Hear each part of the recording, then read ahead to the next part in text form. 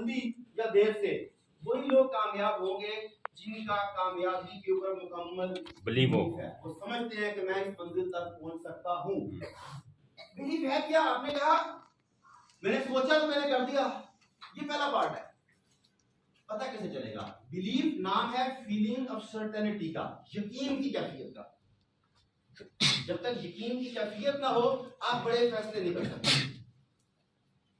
आप सबने कहा हमारा बिलीव जबरदस्त है, मान लिया जबरदस्त है। आप में से कितने लोग जॉब करते हैं? माशाल्लाह 25-30% के करीब करते हैं। कितने लोग अपना बिजनेस वगैरह करते हैं? बाकी लोग ये करते हैं। मेरा एक कजन है, उसका नाम है तारिक बिन ज़ियाद। दुनिया भर कामयाब आदमी मेरा कजन है, ना काम आदमी मेरी बेगम का कजन है, ये हमारे घर का उसमें।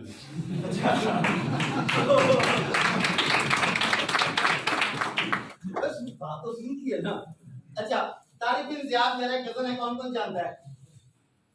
हाँ, अक्सर लोग जानते हैं, लेकिन मेरी फैमिली से भी जानते हैं आप लोगों को। तारिक बिन ज़ियाद किस वजह से मशहूर है? किश्तियां जलाने पे। उसकी वजह से हर जुबान में नए मुहावरों ने जन्म लिया। किश्तियां जला डाली, बर्न द बोट्स, यही हुआ। वो जिस मैदान में उतरने के लिए जा रहा था, उस मैदान में उतरने के बाद उसने फैसला किया कि मैंने वापसी का रास्ता बंद करना है। हालांकि पूरी दुनिया में जदीद तारीख ले लें या पुरानी तारीख ले लें, अस्करी तारीख का, अस्करी स्ट्रेटेजी का पहला असूल ये होता है कि जब कहीं हमला करने के लिए जाओ तो सबसे पहले भागने का रास्ता महफूज बनाओ, ताकि अगर शिकस्त हो तो फौजों को बचा के भाग सको। ये दुनिया का वाहिद जर्नैल था जिसने अपने भागने का रास्ता अपने हाथ से बंद कर दिया। अकलमंद है कि बेवकूफ था? अकलमंद था। ये आपने कहा है कश्तियां जला देना असूल ठहरा अकलमंदी का, और आप एक वक्त जॉब भी कर रहे हैं, बिजनेस भी कर रहे हैं, आपकी कश्तियां सलामत है। उन्हें शहादत नजर आ रही है।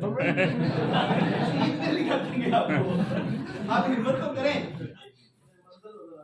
अच्छा खैर, नजर आ रही थी ना मंजिल, उसकी उस मंजिल पे बिलीफ था। आपका मंजिल पे बिलीफ नहीं है, आपका जुबान पर है बिलीफ। बिलीफ यहाँ की कैफियत का नाम है। जब यहाँ की कैफियत हो यकीन की, तो फिर पीछे कश्तियां रखी नहीं जाती। By the way, Tariq bin Ziyad ने कश्ती क्यों चलाई? यकीन की बुनियाद पर। कौन सा यकीन? अभी हम टेस्ट कर लेते हैं ना। आपके पास पहले पैरामीटर नहीं था यकीन का, जुबान था कि मैंने कहा मुझे यकीन है, मैंने आज तराजू में डालना है आपको। मैं डॉक्टर हूं ना, मेरा काम है नश्तर लगाना। तो तकलीफ तो होती है उस नश्तर की, लेकिन फायदा भी होता है। तो तारिक बिन ज़ियाद का बिलीफ किस बुनियाद के ऊपर था? जीत पर। ओके, अल्लाह पर। और स्किल्स पे जी, अपने साथियों पर, अपने वेरी गुड, अपने साथियों पर, अपने आप पे भी, अपने आप पर भी यकीन था जी। मजबूत रहता। ओके, ठीक हो गया, बिल्कुल सारी बातें ठीक है। स्टार्ट करते हैं। तारिक बिन ज़ियाद के बिलीफ को अपने आप को चेक करते हैं, ये प्रॉब्लम कहां पर आ रही है। तारिक बिन ज़ियाद को अल्लाह पर यकीन था कि अल्लाह ताला जिसने उसे इंसान बनाया, आसन और तकमीम के दर्जे पर रखा, वो अल्लाह कामयाब इंसान बनाने के लिए, कामयाब मिशन के लिए उसे भेजा है। यही बिलीफ था ना उसे अपने अल्लाह के ऊपर। आप में से किसी को यकीन अल्लाह के ऊपर? जान मुझे बताया कि है। तारिक बिन ज़ियाद को अपने मकसद के ऊपर यकीन था कि मैं जो काम करने के लिए जा रहा हूँ, ये काम क़वानीन कुदरत के खिलाफ नहीं है। मैं अल्लाह के रास्ते में जा रहा हूँ, ये क़वानीन कुदरत के खिलाफ नहीं है। राइट, अपने मिशन पर यकीन था ना। आप में से किस को अपने मिशन पर यकीन है? ये भी ठीक हो गया, हम दोनों चीजें मिल गई आप दोनों।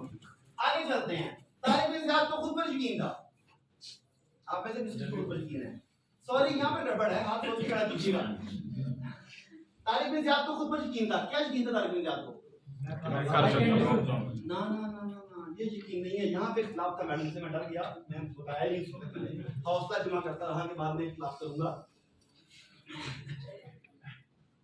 तारिक बिन ज़ियाद को खुद पर यकीन इसलिए था कि वो जिस मैदान में उतरने जा रहा था, उस मैदान का वो माहिर था। जंगे घोड़ों पर लड़ी जाती थी, वो माहिर शाहसवार था। जंगे तलवारों से लड़ी जाती थी, वो माहिर शमशीर सन था। जंगों में तीर चलाए जाते थे, वो माहिर तीरंदाज था। जंग में नेता इस्तेमाल होता था, वो बेहतरीन नेताबाज था। वो जंग में अमीर लश्कर था, वो बेहतरीन वार स्ट्रेटेजिस्ट था। जिस जगह पर वो काम कर रहा था, उस मैदान के तमाम ऊंच नीच को उसे बखूबी पता था। उसके पास तमाम मुकम्मल स्किल्स थे, जिस बुनियाद के ऊपर उसे खुद पर यकीन था।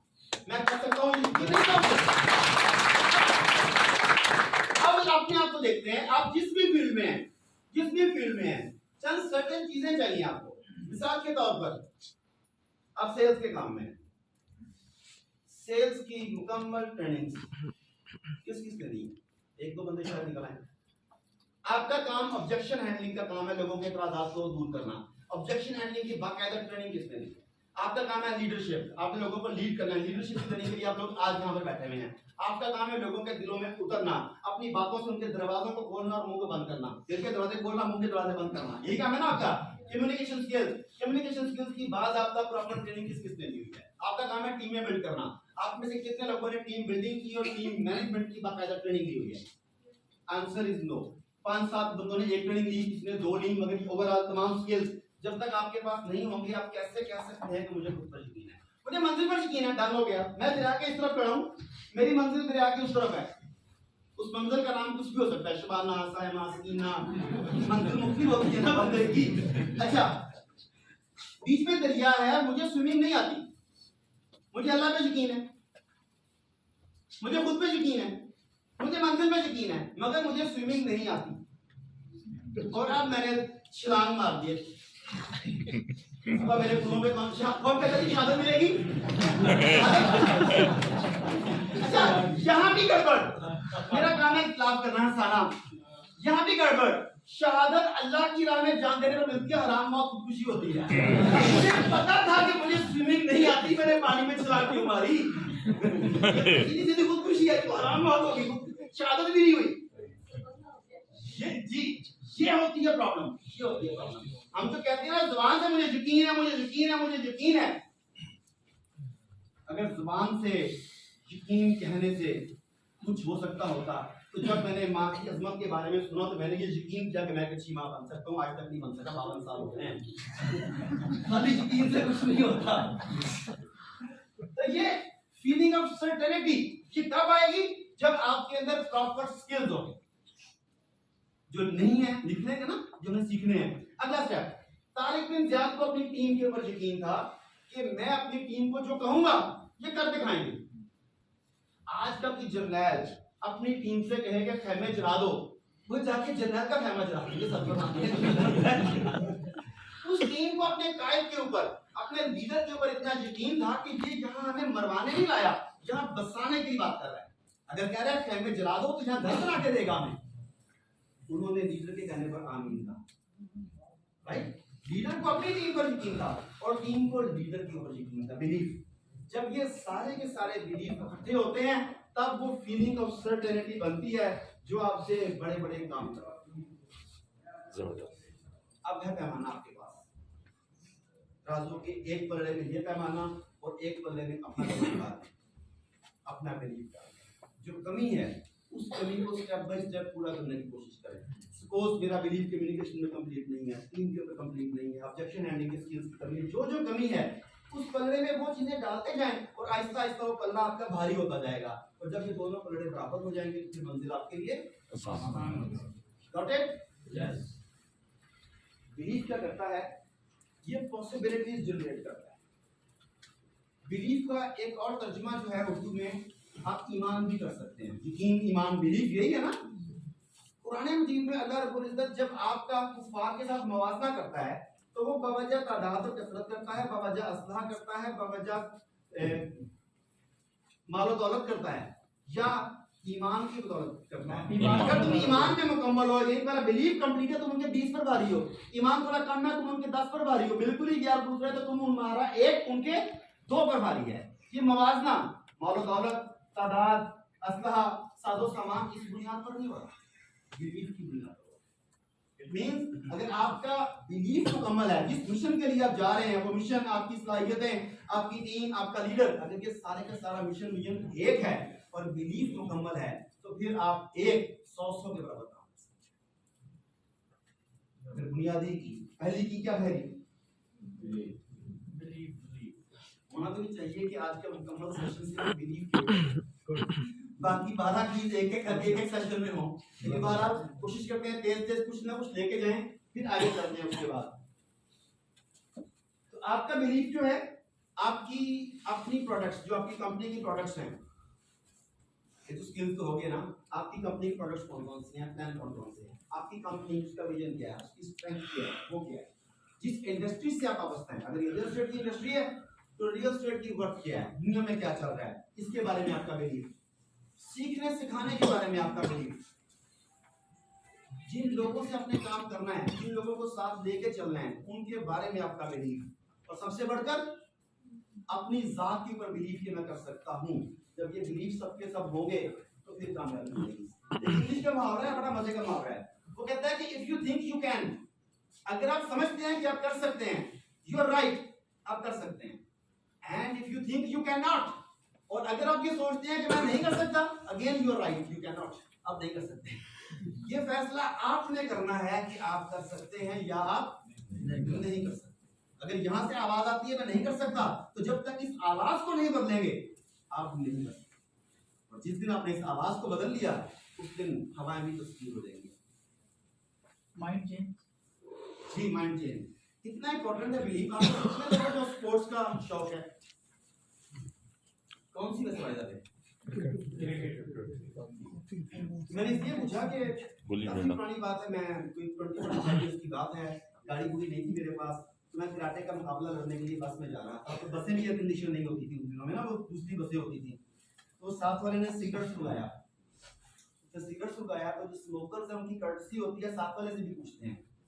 तो उसने मुझे कहा कि सिगरेट, मैंने बड़े फखर से छाती चौड़ी करके कहा कि आई एम स्पोर्ट्समैन। उसने मुझे देखा और मुझे कहता है कि मैं भी 20 साल से स्पोर्ट्स की फील्ड में हूँ और सिगरेट पीता हूँ, मुझे तो कभी कुछ नहीं हुआ। मैंने देखा बिल्कुल इतना सा अजीब सा उसका चेहरा मुरझाया हुआ। मैंने उसे हैरान होकर पूछा कि क्या खेलते हो? कहता है फ्लैश, जुआ। अब ये नहीं पता कि कौन क्या खेलता है। अच्छा खैर, अब हैरान होंगे 1957 तक पूरी दुनिया में कोई एक एथलीट भी ऐसा नहीं था जो 4 मिनट में 1 मील दौड़ सके। 1957 तक पूरी दुनिया में एक एथलीट भी ऐसा नहीं था जो ऑन रिकॉर्ड 4 मिनट में 1 मील दौड़ सके। एक कॉन्सेप्ट ये था कि इंसान है, परिंदा तो नहीं है कि हवा में उड़े। 4 मिनट में 1 मील दौड़ना ह्यूमन कैपेसिटी से बाहर आता है। ये एक असूल था, असूल नहीं था, एक बिलीफ था। 1957 एक एथलीट काला जिसका नाम था रॉजर बैनिस्टर, उसे या तो इस बिलीफ का पता नहीं था, या उसकी टांगें बड़ी थी, या वो मजबूत था, जो कुछ भी हो। उसने ट्रेनिंग की। 1958 में अमेरिका के सालाना खेलों में उस आदमी ने 3 मिनट 59 सेकंड में 1 मील करके दिखाया। नहीं, होल्ड ऑन, बात आगे है काम की। पूरी दुनिया में एक बंदा भी 4 मिनट में मील नहीं दौड़ सकता, और रॉजर बैनिस्टर 1958 की अमेरिका की सालाना खेलों में 3 मिनट 59 सेकंड में 1 मील दौड़ लेता है। सो व्हाट, एक आदमी की टांगें लंबी थी, कोई ऐसे हालात बन गए, उसके मसल मजबूत है, एक में दौड़ दिया, फिर क्या हुआ?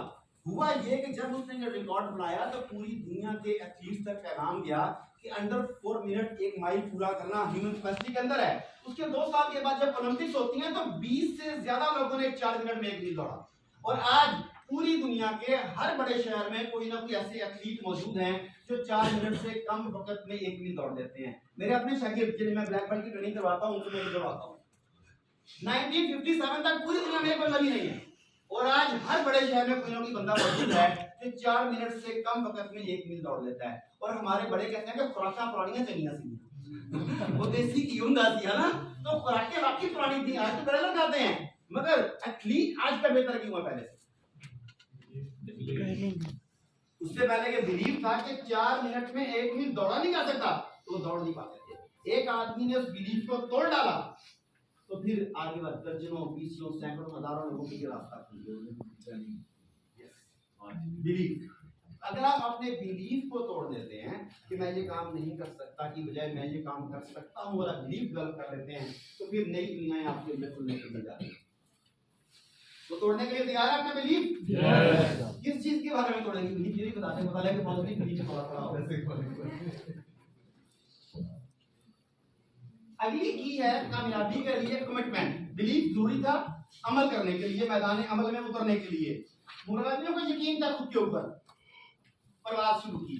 अगली की है कमिटमेंट।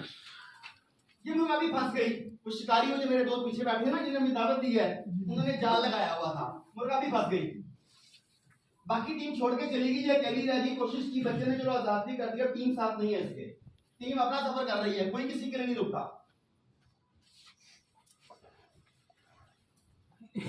अकेली, उसके पैरों में जंजीरें अभी भी हैं, हालात की, बेगम की बातों की, देखो उसके पैरों में जंजीरें हैं, लेकिन लगी और वो फिर अपनी टीम के साथ मंजिल पर पहुंच गई। यहाँ पर सवाल ये है कि इसे इस मंजिल तक इन बेड़ियों के साथ पहुंचाने में इसकी टीम ने मदद की? नहीं। फिर किसकी कमिटमेंट थी? अपनी। और हम लोगों से जो लोगों करते हैं कि तुम्हारी कमिटमेंट ठीक नहीं है, यदि आपकी कमिटमेंट ठीक हो जाए ना तो मैं कामयाब हो जाऊंगा। अभी है कमिटमेंट मेरी होनी चाहिए, उसकी कमिटमेंट क्यों चाहिए? तो जब आप दूसरों की तरफ करते हैं कि मुझे तुम्हारी चाहिए कमिटमेंट, तो दर हकीकत आप अपने लिए बैरियर्स बनता है।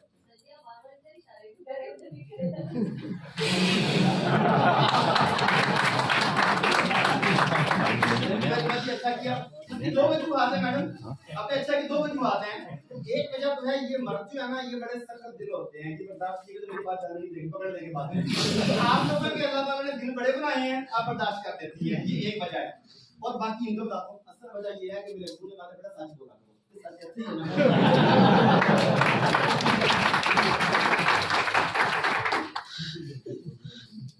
आप लोगों के दिल बड़े हैं, इस वजह से, और की बात दिल की बड़ा होना की बीमारी है।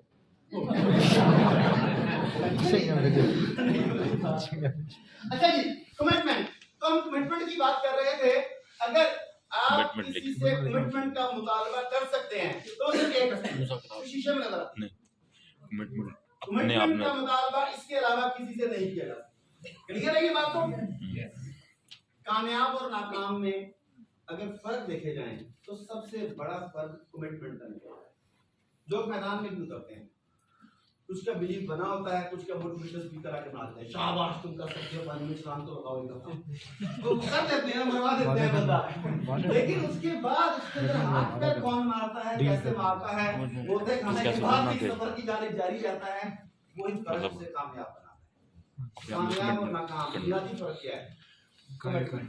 लेकिन ये कमिटमेंट जुबान से कही जाने वाली नहीं है, इसका ताल्लुक ना सिर्फ आपकी अक्ल और अपना दानिश पर है, कमिटमेंट करना कि मैं बल्कि गड्डी आपकी करा जज्बाती सकता, अपना टारगेट पूरा कर सकता, आपकी करनी करना है मैं। ये वर्ड नहीं है, मैंने कह दिया yes I am committed, no no no, ये आज शुरू हुआ कल खत्म हो गया, मंडे टू फ्राइडे ऐसा नहीं है। ये मरते दम तक जब तक आप अपनी मंजिलों को ना पा लें, उस वक्त तक डटे रहने का नाम है कमिटमेंट।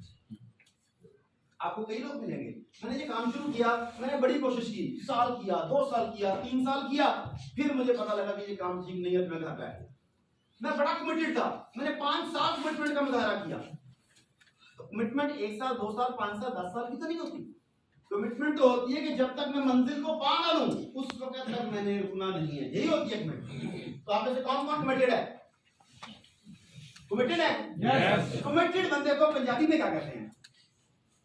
जिद्दी ढीठ कहते हैं, ठीक है। लेकिन इसमें एक बात और है, कमिटेड तो आप हैं। आप में से कितने लोग जिंदगी में मजे की जिंदगी, शानदार जिंदगी जीना चाहते हैं? आसाइशा, मजे, आसानियां, आराम। फिर बैड न्यूज है आपके लिए। बैड न्यूज ये है कि कमिटमेंट कन्वीनियंस के अपोजिट है। दोनों चीजें साथ साथ नहीं चल सकती कि आप कमिटमेंट की भी बात करें और कन्वीनियंस की भी बात करें। आपके रिश्ते परेशान होते हैं कि कई दुआ से लगे जाओ, एक तरफ कह रहे हैं या अल्लाह आसानियां दे, वो पिछला सालियों की दुआ लेके जाना चाहता है, और दूसरी तरफ कहते हैं या अल्लाह मुझे कमिटेड बना दे, वो कहते हैं कई दुआ लेके जाओ। देखिए, कन्वीनियंस आसानी है, कमिटमेंट उसको डटे रहना आपकी मंजिल के ऊपर। मेरी आसानी है सुबह सुबह बिस्तर में पड़े रहना, और कमिटमेंट है मस्जिद में। आसानी कहाँ पे? नो, दुनियावी आसानी बिस्तर में है। मस्जिद में जाने के लिए कमिटमेंट चाहिए। डॉक्टर ने कहा कि सुबह सुबह 5 किलोमीटर वॉक किया करो। वॉक करने के लिए निकलना कमिटमेंट है। घर में बच्चों के पास बैठना आसानी है। आप मार्केट में जाते हैं, लोगों से मिलते हैं, लोगों के तराजात सुनते हैं, लोगों की बातें सुनते हैं, उसके लिए कमिटमेंट चाहिए। घर बैठ के टीवी पे सियासतदानों पे, गवर्नमेंट पे तनकीद कर देना, उसमें आसानी है। कमिटमेंट के लिए 16-16 घंटे काम करना पड़ता है। कन्वीनियंस है, घर में बच्चों के साथ टाइम स्पेंड करो, टीवी देखो, फोन पे लगे रहो, कन्वीनियंस उसमें है। तो कमिटमेंट अपोजिट है कन्वीनियंस का, एक चीज है, दोनों नहीं कर सकते। नाराज आ गया। आपने सोचा था अच्छी अच्छी बातें करेगा आगे, हम इतनी दूर से आए हैं जी। क्या चाहिए? कमिटमेंट। किस कमिटमेंट चाहिए सबको? Yes. तो फिर गुड न्यूज ये है कि कमिटमेंट शो करने वालों के लिए, कमिटमेंट जिंदगी में अप्लाई करने वालों की आने वाली जिंदगी में आसानियां पैदा होती हैं। आपको आज की कन्वीनियंस को कुर्बान करना पड़ता है बड़े मकसद के लिए, ये होती है। आज की कन्वीनियंस को, आज की आसानी को देखें, इतने सारे लोग, दर्जनों लोग खड़े हैं, तो ये खड़े होना कन्वीनियंस तो नहीं है, मगर इन्हें कमिटमेंट ने खड़ा किया हुआ है, और ये कमिटमेंट आने वाले दिनों में इनके लिए बहुत शानदार किस्म की चीज बंदोबस्त कर देगी। This is commitment. और सबसे बड़ी ड्राइविंग फोर्स आपके गोल्स तक पहुंचने के लिए आपकी कमिटमेंट ही होती है। अगर कमिटमेंट है तो बड़ी बड़ी मंजिल तक पहुंच सकते हैं, मगर ये कमिटमेंट एक्शन ओरिएंटेड होनी चाहिए, आपके अमाल से नजर आए। कब नजर आएगी? जब रिस्क होगा, जब आपको डूबने का डर होगा, जब आपको नुकसान का डर होगा, जब मार्केट शेक कर रही होगी, जब लोग नेगेटिव बातें कर रहे होंगे, उस वक्त पता चलेगा कि आपकी कमिटमेंट कैसी है। मुर्गाबियों की जिंदगी में भी ऐसा वक्त आया, कितने अच्छे मौसम में, कितने अच्छी ग्रीनरी के पास बैठे एंजॉय कर रही हैं, मगर ये हार्वेस्टर आगे फसल काटने वाले। अब एक मामला आपके सामने आता है, आप बताएं क्या होना चाहिए?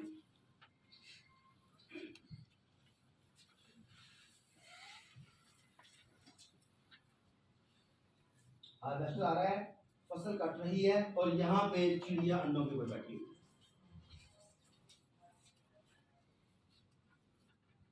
जी, अगर अंडों पर बैठी रहती है तो जान से जाती है, अगर उड़ जाती है तो वो बच्चे जिन्हें वो कुर्बान कराना चाहती थी, नई नस्ल वो कुर्बान होती है। क्या होना चाहिए?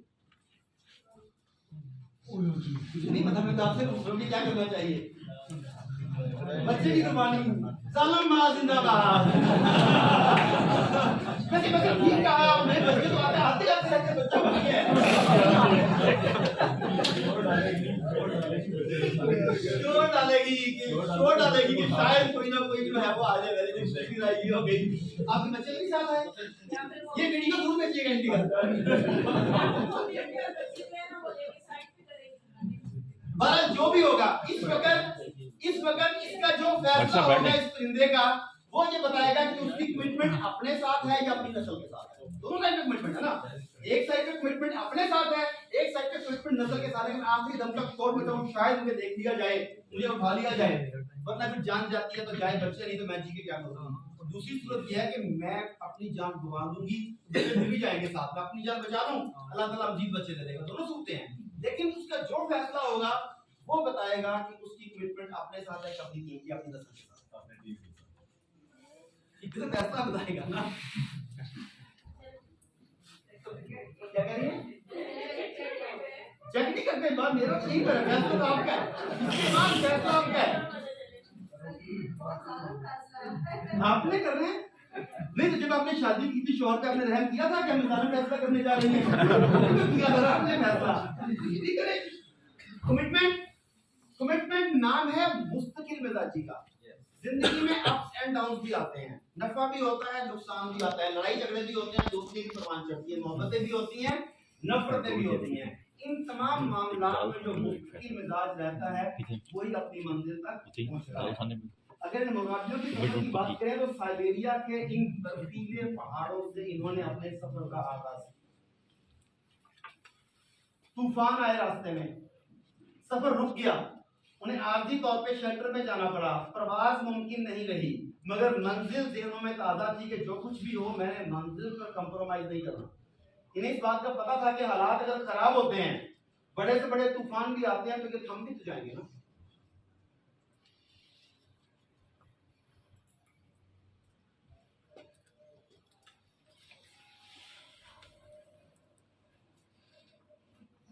और वही हुआ, तूफान थम गया।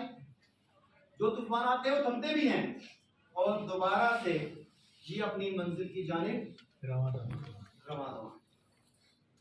बड़े से बड़ा चैलेंज आ जाए, हमारी स्पीड स्लो हो सकती है, वक्ती तौर पर हम कछुए की तरह अपने शरण में जा सकते हैं, मगर अगर हमने अपनी मंजिल को बुला दिया, जिस मकसद पर हम जाना चाहते हैं उस मकसद को ज़हन से निकाल दिया, तो फिर हमें अपने आप को कमिट जाने का कोई हक हासिल नहीं। नेक्स्ट की कंट्रीब्यूशन।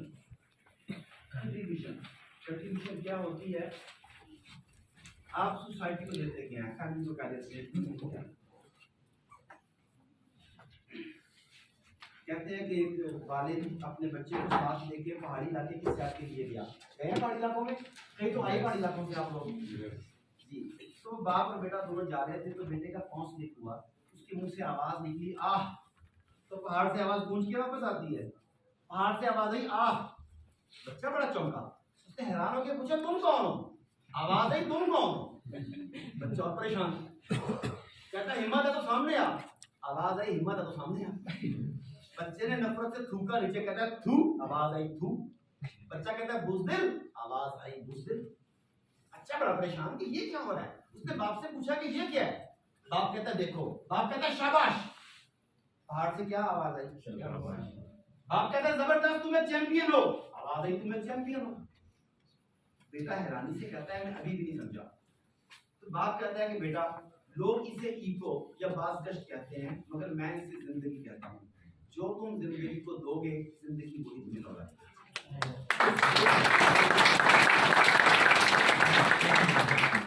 तो फिर अगर life is an ego, then all comes back, good bad fast true. आप अपना बेहतरीन दुनिया को देंगे, अपना बेहतरीन देंगे, तो दुनिया अपना बेहतरीन आपको देगी। आप अपना बचा खुचा, अपना कचरा दुनिया को देंगे, तो दुनिया अपना बचा खुचा और कचरा आपको देगी। आप डिसऑनेस्टी, झूठ का बीज बोएंगे, तो कौन सी फसल काटेंगे? झूठ और डिसऑनेस्टी। आप रिस्पेक्ट की, सच्चाई की, कंट्रीब्यूशन की फसल बोएंगे, तो ये फसल काटेंगे। तो चॉइस हमेशा से आपकी होती है कि आप क्या करते हैं। अब देखते हैं चिड़िया का क्या है, मुझे बताएंगे, आप बताएंगे। आप तो नहीं देखिए मैडम। हाँ देखिए जी क्या है। ये चिड़िया दाना तुनका उठा रही है और अपनी टीमों को, अपने बच्चों को फीड कर रही है।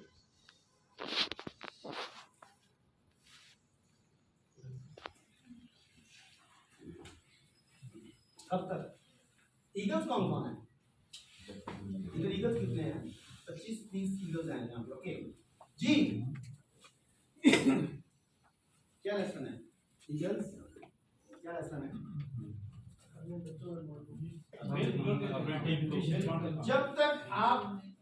जब तक आपकी टीम खुद प्रवास के काबिल नहीं हो जाती, जब तक वो खुद मैदान में उतरने काबिल नहीं हो जाते, स्किल्स एंड ट्रेनिंग्स के साथ उन्हें मुसलसल फीड करना आपकी जिम्मेदारी। मिल बैठ के खाना ये नहीं है कि तुम्हारे पास कितने पैसे हैं आवाज आने का में। वो अंसार ने और मुहाजिरीन ने वो हाथ का अमल कायम करके दिखा तो दिया, पर हमारी हिम्मत नहीं होती। हकीकत स्किल वो उससे उड़ने का, आप बंदे को ले तो आते हैं यहाँ पर कि आओ मिल के काम करते हैं, अब वो प्रवास के काबिल नहीं है, उसे प्रोस्पेक्टिंग नहीं आती, उसे कम्युनिकेशन नहीं आती, उसे प्रोडक्ट का नॉलेज नहीं है, उसे टीम बनानी नहीं आती, उसे सिस्टम का नहीं पता, प्रोडक्ट का नहीं पता, उसे कुछ भी नहीं पता। तो फिर ये किसकी जिम्मेदारी है उसे प्रवास के काबिल बनाए?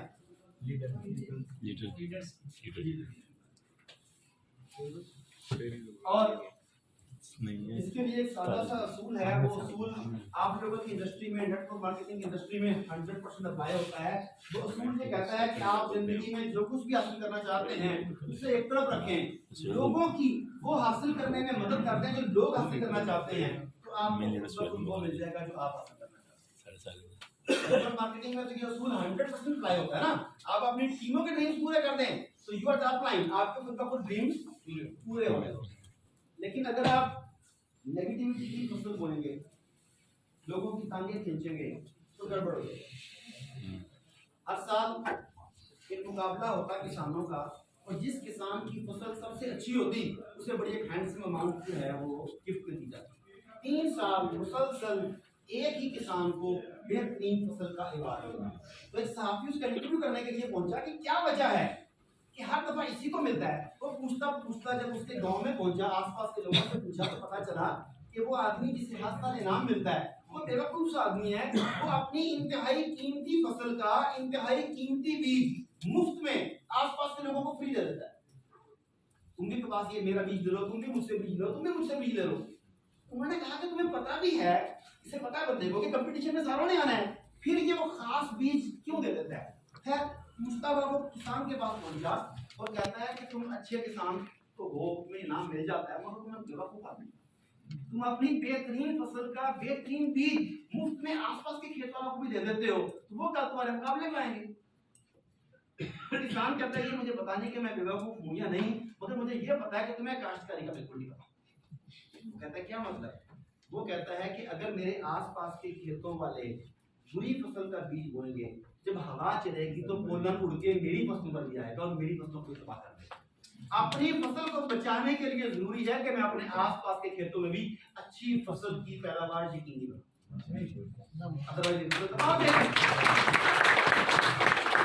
अब हमें क्या करना है?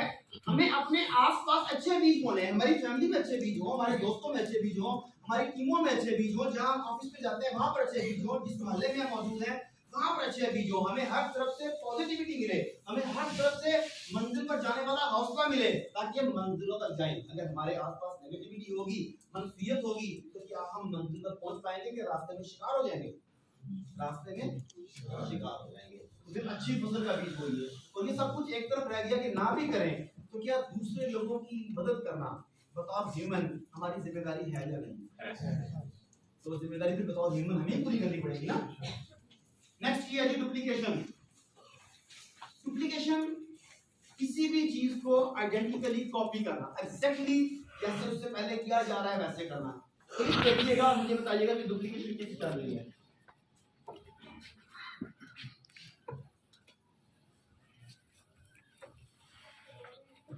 ये डुप्लीकेशन यही है ना, बिल्कुल उसकी मूवमेंट, उसकी बातें सारी देखते जाएं।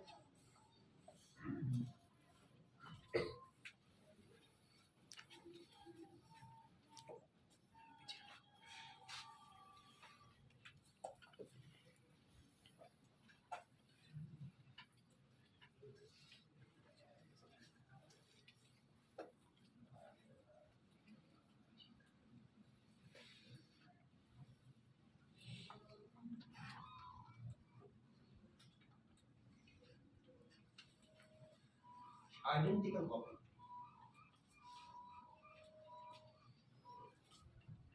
डुप्लीकेशन क्यों जरूरी है? मैंने आपसे पूछा, मेरी कितने लोग जॉब करते हैं, आपने हाथ खड़ा किया, कितने लोग बिजनेस करते हैं, हाथ खड़ा किया।